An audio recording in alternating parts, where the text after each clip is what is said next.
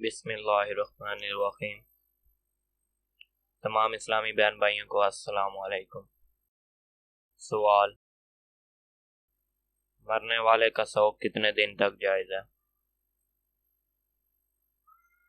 جواب: اسلام میں سوگ منانا جائز ہے اور 3 دن تک سوگ منایا جا سکتا ہے، اس سے زیادہ نہیں۔ لوگ آئیں، فاتحہ پڑھیں، اظہار تعزیت کریں، اس سے سوگوار خاندان کو ہمدردی و محبت کا احساس ہوتا ہے۔ ایسی عورت جس کا خاوند فوت ہو جائے تو اس کے لیے حکم ہے کہ وہ 4 ماہ اور 10 دن تک سوگ منائے۔ قرآن مجید میں ارشاد باری تعالیٰ ہے۔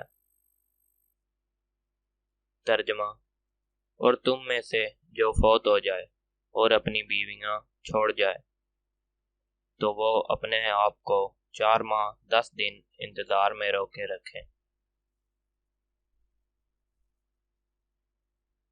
لہذا خاوند کے فوت ہونے کے بعد عورت 4 ماہ اور 10 دن تک سوگ منائے گی، یہی اس کی عدت ہے۔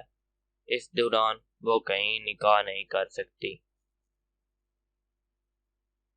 اگر آپ کو ہماری ویڈیو پسند آئی ہو تو لائک کریں اور مزید ویڈیو دیکھنے کے لیے ہمارے چینل کو سبسکرائب کریں۔